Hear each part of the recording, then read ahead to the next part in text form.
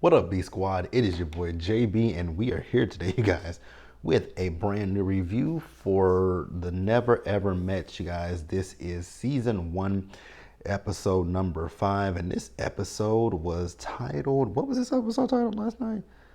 The Love Hangover, you guys. And before we go ahead and get into it, if you guys are watching this video or any other video on the channel and you guys aren't subscribed yet, then I need you guys to do me a solid favor and stop taking me out on this date and having me pay for it at the end of it. You guys know the routine. You can do me that favor by liking the video, subscribing to the channel, and also by turning on your post notifications, you guys. And with that out of the way, without further ado, let's go ahead and discuss the Never Ever Mets, shall we? All right, you guys. So this episode, we open up and I think everybody was so confused with last week's episode when we saw Brandon and Sienna still in the house, and it was like, why are they still here when he doesn't want to pursue anything with her? And I know damn well she don't want to pursue anything with him. I think the only reason why she wants to stay is just for whatever little check y'all might get. So Taronda pulled Brandon and Sienna aside to have a conversation with them, right?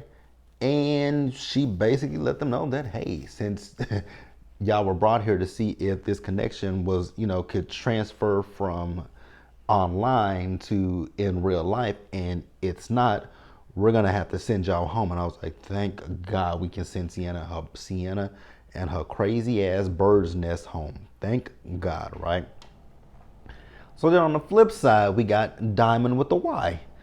So you guys remember at the end of last week's episode, Diamond with the Y was pissed off because nobody really came to her defense when it comes down to the whole Chris, Sandia, Aaron J, and Jody situation, right? So she's talking to Aaron and she's letting him know, well, I think you fake too because you didn't say anything. Damn it. My bad, you guys. I dropped my phone. So she said that, she felt like he was fake too.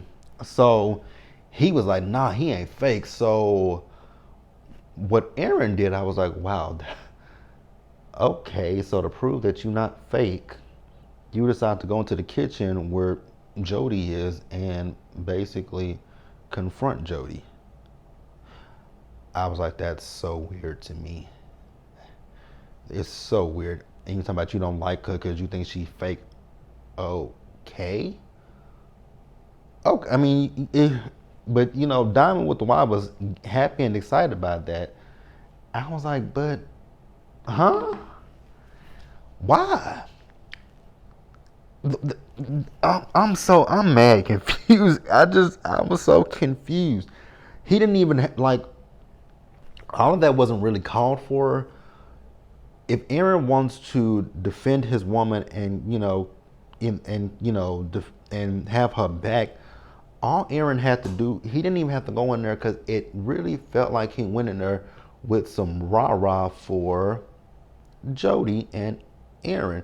Because he was like, and I can, y'all ain't gonna last, and I can give you my number, and you can call me for a few months from now and tell me that it's like, huh? Aaron, I'm gonna be real with you, right? I'm Aaron H, right? I'm gonna be real with you. I don't see your relationship lasting either. No offense, but I don't see y'all lasting like that. Because y'all all have the same hurdle and issue. Y'all have been dating. See, here's the problem when it comes to Aaron H and Diamond with the Y. Y'all have been dating for 5 years. Why had y'all not met in this 5-year time frame? Like, I have questions about that. So, yes, do I believe that Jody and Aaron J ain't gonna make it? Yes, but like I said, I still question you guys because the thing is, y'all are now coming into house to see if the relationships are viable. But we also ain't really talked about you with proposing to another woman. So, I have a lot of questions when it comes to that. So it's like y'all are throwing y'all are throwing stones from a glass house. Like, y'all all have the same issues within your relationships. Y'all haven't met each other before. The only difference between Jody and Aaron is they're a few months into it. So if they decide, hey, we breaking up, it ain't no skin off their back. But with you and Diamond, y'all have been quote unquote together for 5 years and have never met. Like, I'm just drawing all kind of blanks and shit with that. But hey, it is what it is. My other thing was when he went in there to confront Jody, all you didn't have to confront Jody in that way and manner. You could have easily went in there and said to her like, "Hey, Jody, so, last night you was talking about Diamond, but Diamond ain't the only one that's ever felt like that about you. I felt that way, that there's something brewing between you and Chris and some of the other men in the house. Since you said y'all want to bring up the other men, you could have said some of the other men in the house have felt that as well.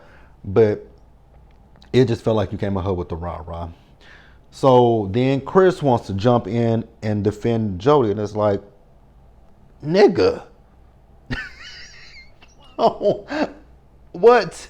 Why are you defending Jody to these people? Let Aaron defend his girlfriend or whatever she is to him, his Judy, whatever. Let Aaron defend her.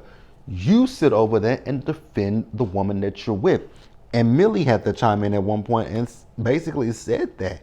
Like, and she said when it comes to Jody, she don't say nothing nice about her man, but she always got something nice say about you. And then with Chris, you don't treat your girl the way that you treat Jody. And I was like, exactly. And then I was like, but then the fact that he got up here and put on a cape for Jody, it's like, dude, this is what they're talking about. But I guess he don't see it. And I was just like, okay. So Taronda came in and told them that they are going on a field trip. They could have kept this. They really could have kept this, you guys. I was so confused. Why are we doing intimacy things? I'm just mind blown and baffled by this show. But like I said, I treat this show as comedy because I don't think that any of this shit is real. Because it's like we're doing a lot of things ass backwards. We got the first date, but then after the first date, we did the Kama Sutra. Then after the Kama Sutra, we introducing people to our families. And then after we introducing people to our families, now we doing a damn rope bondage class. Why? Why are we focusing so much on the physical? I'm so confused by it. I'm really confused. Why are we doing so much physical activity stuff? Why not get to know and from how I'm listening to this show, now they could have filmed this all in a span of days, but they're literally saying it's just been a week. So why are we doing these things? We're going now, when it comes to me, right? I'm not gonna put my I'm not gonna put all my business out there, but yeah, I mean, I know we all are human beings. We like physical touch, but physical touch can be so many different things. It doesn't necessarily have to always be sexual.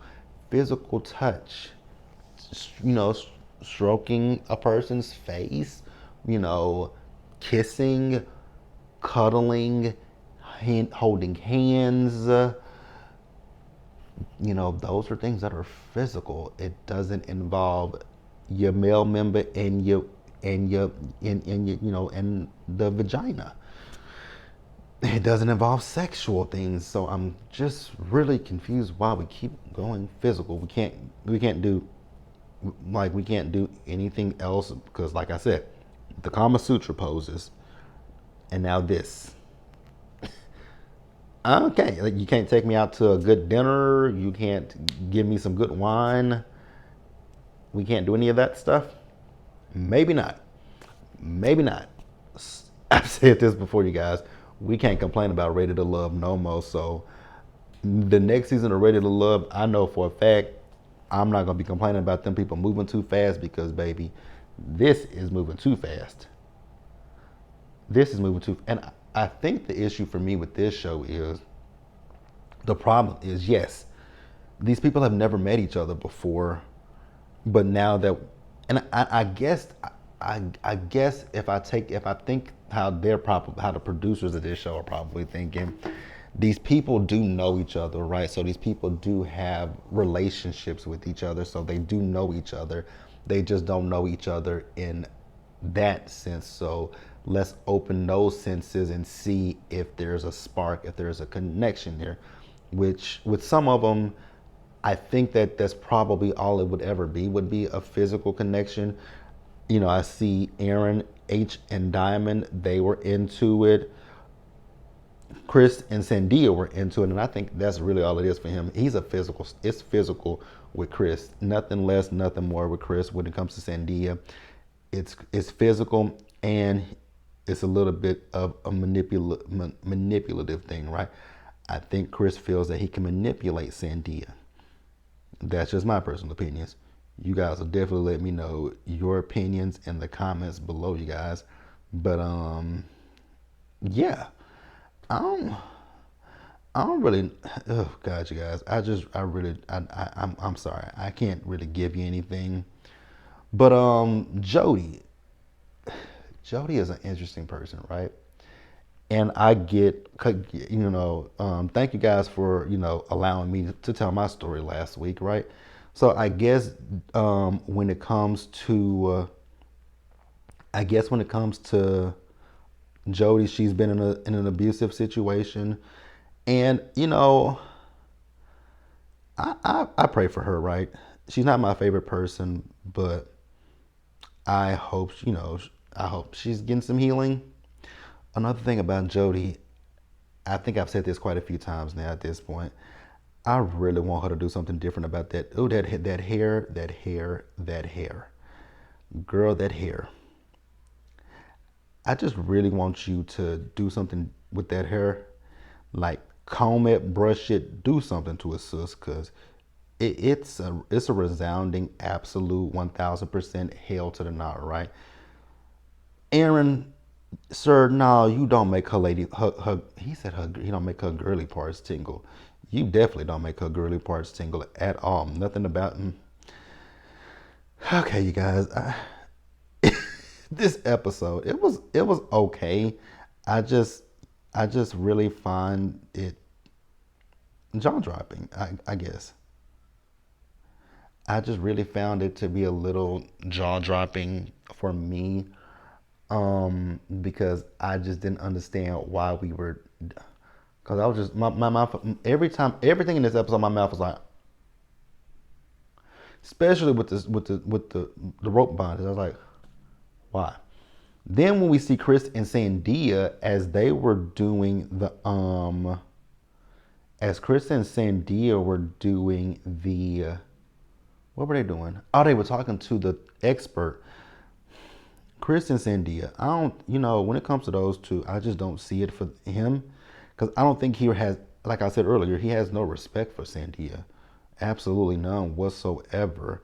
And then I also thought it was interesting with Jody that her over here on the other end, that she wants to have a conversation about what was the conversation that she wanted to have, because she had them write on cards some things that they wanted to do actually, but they haven't explored, and she wants to do an orgy. I was like, girl, a lot of what it might be, but it ain't. If never mind, never mind, never mind, never mind, never mind, you guys. Never mind, never mind. That's all I gotta say. Um, what else is there? What else is there? What else is there? What else is there? Oh, so Aaron's friend came, right? And his friend came, and so did what's her name? Diamond's sister, right? So Diamond's sister and Aaron, they've had it back and forth on social media. And I'm assuming that the reason they've had a back and forth on social media is because of the fact that he proposed to that other woman. And so she was just basically defending her sister. And I don't have a problem with that. I really truly don't have a problem with her defending her sister. I have no problem with that. Stand up for your sister, girl. I'm here for it, right? So, what I did have an issue with, and it was with Aaron. And I was looking at Diamond, and I'm like, ma'am, if he can sit here and say this and do this stuff to your sister, What do you think he was saying do to you? You know what I'm saying? Because he went to go introduce his friend, and also he said to his friend that he wants to propose to Diamond before they leave there. And I was like, okay, cool. Hopefully it's not with the same ring that you were gonna propose to that other woman with. I hope you got her another. I hope you got her a new ring. But then her sister went off on him, right? And this is where my mouth really was affixed because he was cussing her sister out. He was calling her ugly ass, and he called her fucking bitch. I was like, again, Diamond, this is your sister. He's calling her ugly ass. Her face looks like an ass. I was like, ma'am, your sister. I don't know if it's your flesh and blood sister or if this is somebody that you call a sister. But either way it goes, you know her better than you know him. I'm pretty sure you've known her longer than you've known him. And then on top of that, this is a woman that he's disrespecting. Bitch, I would have said, you know what, Aaron? Me and my sister finna leave because you're not finna sit here and disrespect her like that. But if she ain't no hell to the nah, you ain't finna sit here and disrespect like. And the other problem that I had was the people like Aaron J was back there. Everybody was listening and laughing and kikiing and ha ha. I was like, this ain't no kiki and ha ha moment. Like he's being disrespectful to a woman. He's calling a woman a bitch. He's telling a woman like fuck you and all that. Nah, we don't play them games over here. I don't play. Nah, that's just not. That's not cool. That's not cool whatsoever. But you guys, that's the episode. We gonna see what next week's episode gives because, mm, mm, mm. But yeah, you guys, like the video, subscribe to the channel, turn on your post notifications, and share the video, you guys. And until the next time, stay safe, take care of yourselves, you guys. Wash your hands, be blessed, and I will see you guys in the next video. Bye, guys.